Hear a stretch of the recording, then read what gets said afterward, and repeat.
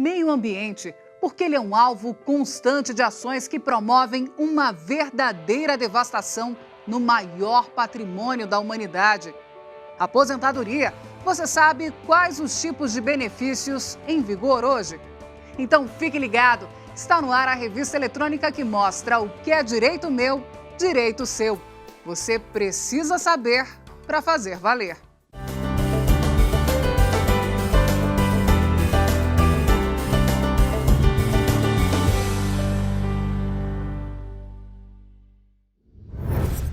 A especulação imobiliária, aliada a tantos outros interesses financeiros, está entre os fatores que muitas vezes comprometem a qualidade de vida em todo o planeta. Mudar esse quadro não depende só dos poderes político e econômico. A responsabilidade é de cada um de nós. A legislação ambiental brasileira é uma das mais avançadas do mundo. Tem tudo para garantir a preservação do patrimônio natural do país. O Brasil, é interessante ressaltar que ele é o país mais bem preparado do mundo na questão do direito ambiental, por conta das nossas legislações, que são muito repressoras e preservam muito o meio ambiente. Apesar da força e do alcance dessas leis, a degradação ambiental não para. Aqui ainda prevalece a reparação dos danos e não a cultura de preservação. Independentemente do local, tamanho ou finalidade da construção, a licença ambiental é obrigatória e, por lei, deve ser solicitada antes mesmo do início das obras. É no documento que vai estar a avaliação dos impactos causados pela construção no meio ambiente. A preservação ambiental tem ainda outra importante aliada. Sabe quem é? A comunidade. Charles é líder comunitário em Taguatinga, cidade satélite de Brasília. Ele procurou o Ministério Público depois que uma construtora cercou esta área para a construção de um condomínio. O empreendimento fica dentro de um parque ecológico. Quando nós pegamos nascentes como temos dentro deste lote, que um prédio seria construído em cima dessas nascentes, naturalmente, não só todo esse ecossistema que seria afetado próximo às nascentes, ele afetaria também o conjunto em volta dela, que é hoje a sociedade. De cara, a gente teria mais córregos secos, inclusive aqui a gente tem o córrego Taguatinga passando aqui embaixo. Então isso é diminuição das águas na época de seca e enxurradas maiores alagamentos, trânsito bloqueado na época de chuva. Então a gente agrava os problemas do período de chuva e agrava os problemas do período de seca. O caso ganhou repercussão e o Ministério Público atendeu o pedido da comunidade. A construção do condomínio foi proibida. As principais diretrizes para a execução do licenciamento ambiental estão expressas na Lei 6.938 de 1981 e em resoluções do CONAMA, o Conselho Nacional do Meio Ambiente.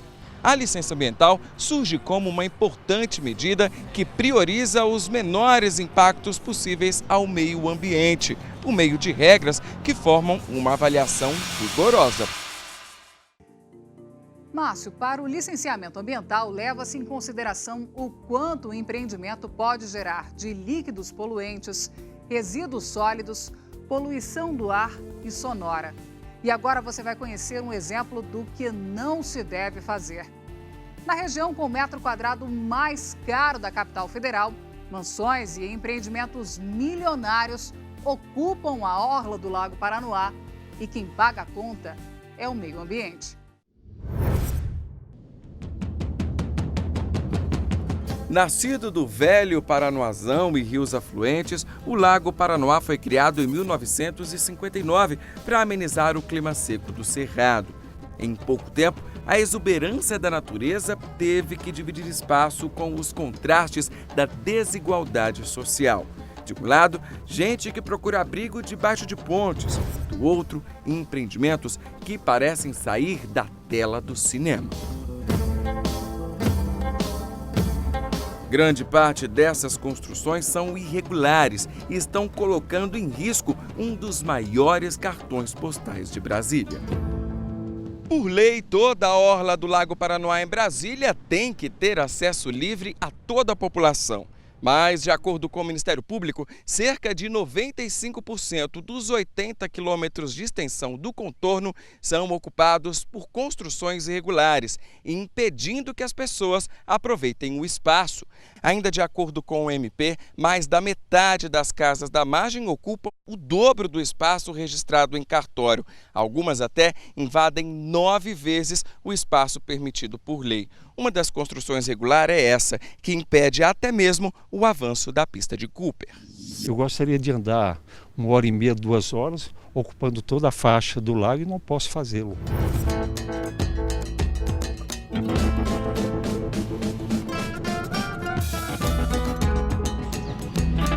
Aqui estão terminando uma obra que não obedece à distância mínima de 30 metros da margem e ainda possui um pier que invade o lago. O Lago Sul e o Lago Norte está todo invadido pelo rio. E é uma pena, porque as margens do rio deviam ser aproveitadas exatamente para isto, para fazer desporto, estar acessíveis a todas as pessoas. Não adianta desapropriar essas áreas se o poder público não fizer as obras necessárias para a população usar, senão aí o próprio morador abandona aquela área e o poder público também vira mato e volta ao que era no começo de Brasília, vamos dizer assim, né?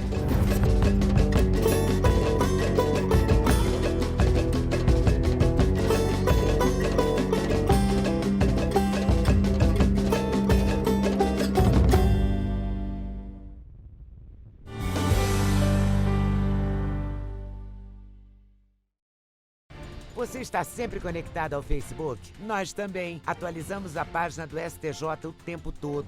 Fotos, ilustrações, vídeos, dicas sobre direito e cidadania para você ficar ligado ao que acontece aqui e no mundo. A página do STJ no Facebook conecta e informa. Com uma linguagem simples, descontraída, bem-humorada, conquista milhares de seguidores a cada dia e já chegou a mais de 1,5 milhão de pessoas. Somos o maior tribunal no Facebook.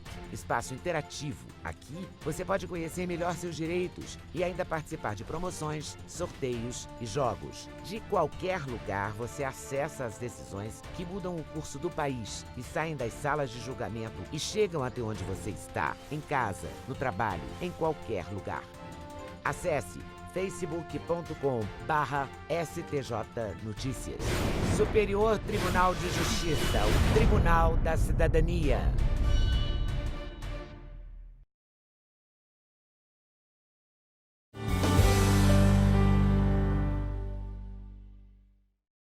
O assunto agora é direito previdenciário. Quem está perto de parar de trabalhar precisa conhecer os tipos de aposentadoria em vigor hoje. É direito meu, direito seu, fazer a melhor escolha para não se arrepender depois. Todo cidadão brasileiro tem direito à aposentadoria? Vai ser direito se ele tiver ingressado num seguro, né, no caso do INSS, e ter aceito aquelas condições que tem que ter. O trabalhador brasileiro, tanto o empregado quanto aquele que exerce atividade por conta própria e contribui para a Previdência Social, tem direito a todos os benefícios oferecidos pelo INSS. O sistema previdenciário ele visa proteger a sociedade dos riscos sociais. Então, na medida que o indivíduo, ao trabalhar, ele é obrigado a contribuir para a Previdência, ele passa, ao contribuir, a ser um segurado da Previdência. Sendo um segurado da Previdência, ele vai estar protegido contra alguns riscos. E aí, ele atingindo algum desses requisitos que a lei traz para cada modalidade de aposentadoria, ele vai, então, no momento que ele não poderia mais estar trabalhando, já que há uma idade avançada, ele tem direito à aposentadoria. A Previdência oferece 4 tipos de aposentadoria para os segurados. A aposentadoria por idade, que é concedida aos homens com 65 anos e às mulheres com 60, e mais 180 meses de contribuição sem atraso. Para trabalhadores rurais, a situação é diferente. Os homens podem pedir o benefício aos 60 anos e as mulheres aos 55. Nesse caso, não é necessário comprovar o recolhimento das contribuições. Já no caso da aposentadoria por tempo de contribuição, são necessários 35 anos para os homens e 30 para as mulheres. Existe ainda a aposentadoria por invalidez, que é concedida quando a perícia médica do INSS considera que o trabalhador não tem mais condições de exercer a atividade profissional, seja por doença ou por acidente. E, por último, a aposentadoria compulsória prevista pela Constituição Federal. Ela determina que todo funcionário público deve se aposentar aos 70 anos de idade. Com 70 anos de idade, seu Mário não quis saber de sombra e água fresca, mesmo depois de aposentado. Não, sossegado não. Eu estava lá agora mesmo no computador tentando montar um estatuto.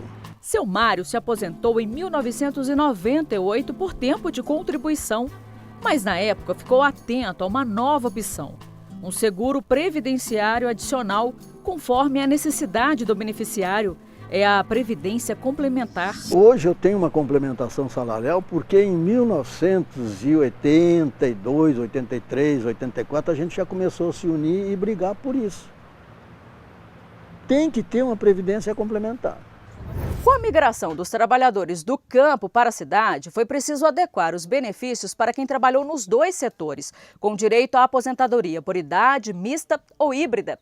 Foi o que aconteceu com uma mulher que dedicou 10 anos de trabalho à atividade rural e o restante trabalhando na cidade.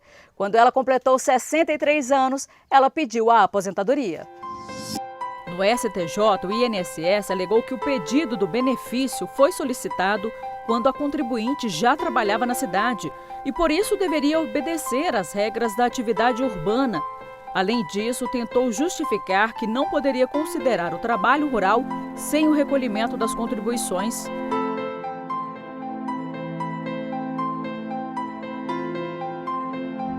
Como existem regras para aposentadoria por idade pro rural e outras regras para o urbano, tinha uma situação em que o indivíduo ficava num limbo, que era exatamente quando ele tinha um período contribuído urbano, mas no seu passado ele tinha trabalhado na parte rural e, portanto, sem contribuição.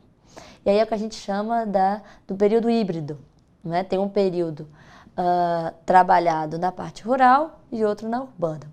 O INSS tem tido o entendimento de que tem que ser ou uma ou outra e requisitos muito rígidos, não é? Nessa aposentadoria, principalmente na rural. O ministro Herman Benjamin, relator do caso, garantiu a aposentadoria mulher e ressaltou que a legislação atual protege trabalhadores que migram do campo para a cidade. No entender do ministro, o que define o regime jurídico da aposentadoria é o trabalho exercido no período de carência.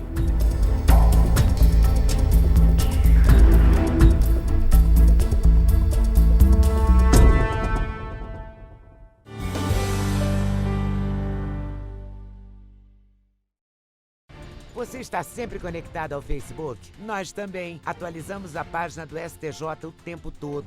Fotos, ilustrações, vídeos, dicas sobre direito e cidadania para você ficar ligado ao que acontece aqui e no mundo. A página do STJ no Facebook conecta e informa. Com uma linguagem simples, descontraída, bem-humorada, conquista milhares de seguidores a cada dia e já chegou a mais de 1,5 milhão de pessoas. Somos o maior tribunal no Facebook. Espaço interativo. Aqui você pode conhecer melhor seus direitos e ainda participar de promoções, sorteios e jogos. De qualquer lugar você acessa as decisões que mudam o curso do país e saem das salas de julgamento e chegam até onde você está, em casa, no trabalho, em qualquer lugar.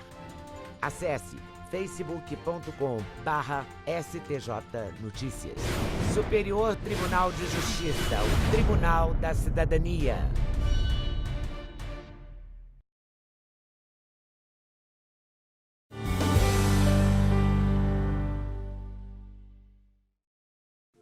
É direito meu, direito seu, receber indenização em caso de acidente de trânsito.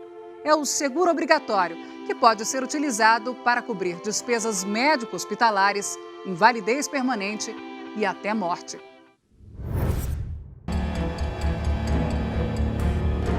O nome é grande: seguro por danos pessoais causados por veículos automotores de via terrestre. É o TPVAT. E quem tem direito a essa indenização? qualquer pessoa que sofra um acidente de trânsito em vias urbanas e rodovias. O motorista pode receber, o passageiro também. E o pedestre tem direito do mesmo jeito. Mas, atenção, a indenização é referente à vítima. O DPVAT não cobre danos materiais. Para roubo, batida ou incêndio do veículo, acione o seguro do carro. Na realidade, o seguro DPVAT é um produto, é um seguro social que tem por objetivo contemplar, fazer com que essas pessoas possam receber uma indenização em caso de uma invalidez permanente, também que os beneficiários, os seus familiares, recebam indenização em caso de morte, ou que ele tenha o reembolso das despesas provenientes de consulta médica, despesas médicas hospitalares. Lembrando que, em caso de óbito, em caso de morte, os beneficiários receberão uma indenização de R$ 13.500 por pessoa, não importa a quantidade de pessoa que esteja envolvido naquele acidente. Imaginemos um ônibus, tenha lá 10 pessoas ou uma van com 10 pessoas. Se nós tivermos 10 óbitos, então será R$ 13.500 para cada uma daquelas vítimas, para os familiares daquelas vítimas. Então a seguradora iria indenizar R$ 135 mil. Não é necessário contratar advogado para dar entrada no seguro. Este é um serviço gratuito. É só reunir o laudo do Instituto Médico Legal, boletim de ocorrência original, carteira de identidade e CPF. Entregar tudo no posto de atendimento DPVAT, que também funciona nos Correios. As indenizações são pagas em até 30 dias. Documentação é o de praxe. Para cada caso, nós temos uma situação. Morte é atestado de óbito, ocorrência policial e automaticamente quem são os beneficiários. Saber quem são os familiares para poder receber esta indenização. No caso de invalidez, a indenização pode chegar até R$ 13.500, dependendo da gravidade das sequelas. Em relação às despesas médicas, o valor reembolsado pode ser de até R$ 2.700. Todos os anos, os donos de veículos pagam um seguro obrigatório. O valor varia de acordo com a categoria do veículo envolvido.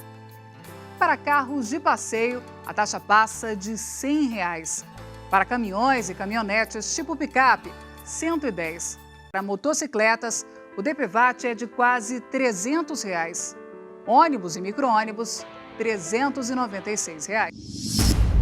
O pai de Isabel morreu em 2009, vítima de acidente de trânsito. Ela recebeu o DPVAT. O seguro ajudou nos estudos. Não tem como de trazer meu pai de volta, mas ajudou a pagar meu futuro, vamos dizer assim, né? A Assembleia Geral das Nações Unidas definiu o período entre 2011 e 2020 como a década de ações para a segurança no trânsito. Tudo para reduzir o número de vítimas fatais, que já chegam a quase 3.000 por dia nas estradas e ruas do mundo inteiro. Márcio, a chave da redução para a violência no trânsito, segundo a ONU, é a elaboração de leis para combater os 5 principais fatores de risco: dirigir sob efeito de álcool, excesso de velocidade, falta de capacete, de cinto de segurança e de cadeira para as crianças. Mas nada melhor do que a atenção redobrada do próprio motorista. O STJ alterou o prazo de prescrição para o seguro. Os ministros concluíram que a ciência anterior da vítima pode vir ser comprovada durante o andamento do processo, não ficando o juiz limitado somente à data do laudo médico. A decisão é da 2ª sessão do STJ e vale para todos os casos iguais que tramitam nos tribunais do país. O cidadão tem 3 anos para pleitear a indenização do seguro DPVAT, do seguro em geral. Mas existe um marco inicial. 3 anos a partir de que momento? A partir do momento, por exemplo, no caso de uma indenização por invalidez, a partir do momento agora que ele toma ciência inequívoca que ele estava realmente inválido. Não há mais a necessidade, em todos os casos, do médico proferir o laudo dele para, a partir daí, começar a contar o prazo prescricional. Se ficar comprovado que ele tomou conhecimento, já sabia inequivocamente que ele estava naquela situação de inválido, então o prazo dele começa a contar a partir dali, 3 anos para frente.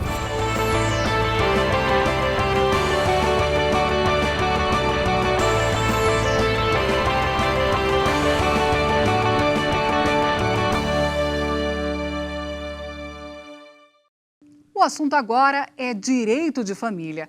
O registro de paternidade é visto com bons olhos na convivência, por exemplo, entre padrasto e enteado. A polêmica pode ocorrer quando o filho não sabe que é adotado ou quando quem cria não sabe que não é o pai biológico. Em casos assim, muitas vezes, o único caminho é a justiça.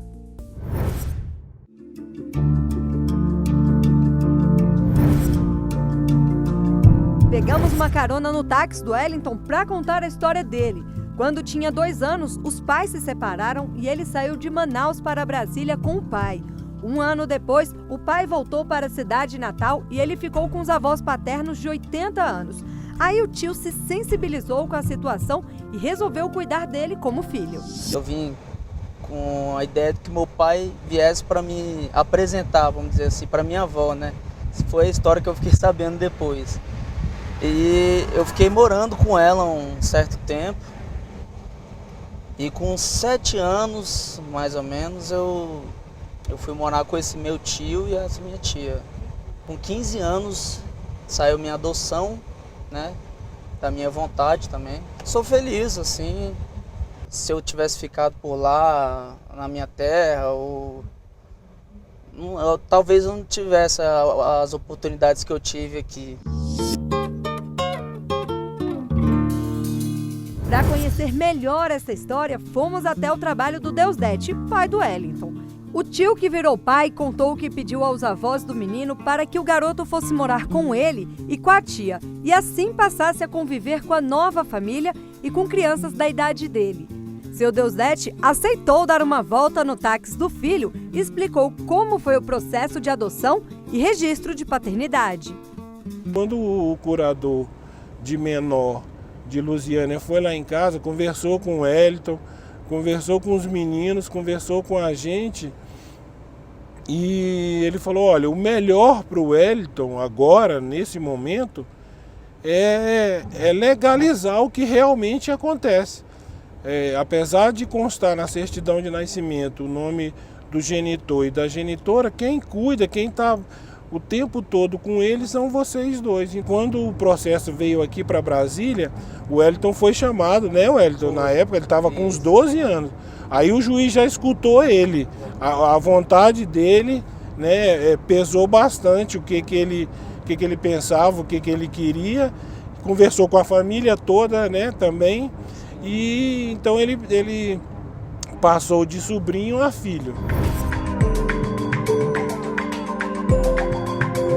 A Justiça reconhece esse tipo de situação como filiação socioafetiva, que acontece quando a criança é tratada como filha, independente de laços sanguíneos ou civis. As relações são baseadas no amor. E se eu falo da filiação socioafetiva, eu tenho aí essa relação de afeto entre a criança e o padrasto ou a madrasta, e que agora existe a possibilidade de você fazer essa declaração em cartório, dizendo, eu sou o pai socioafetivo.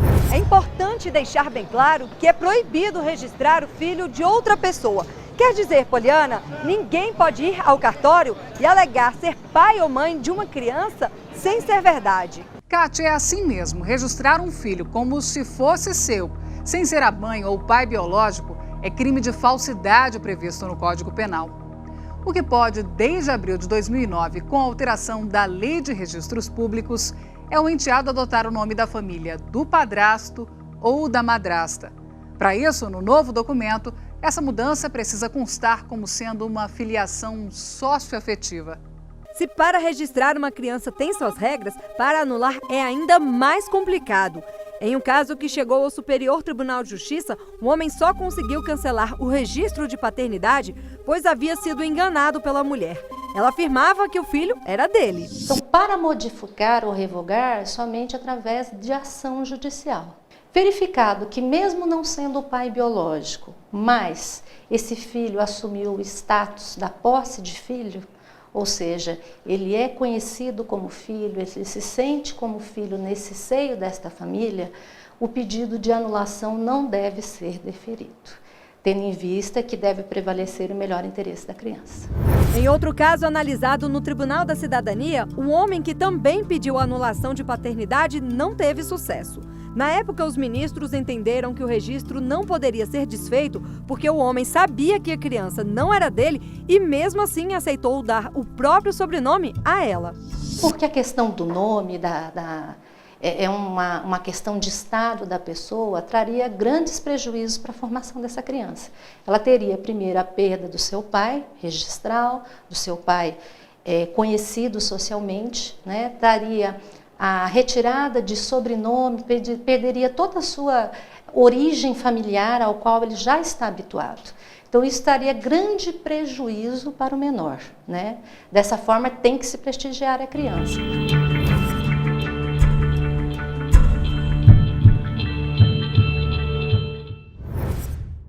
Direito meu, direito seu. Você precisa saber para fazer valer. Entre em contato, mande uma sugestão para o programa. A gente se encontra na semana que vem, então. Até lá!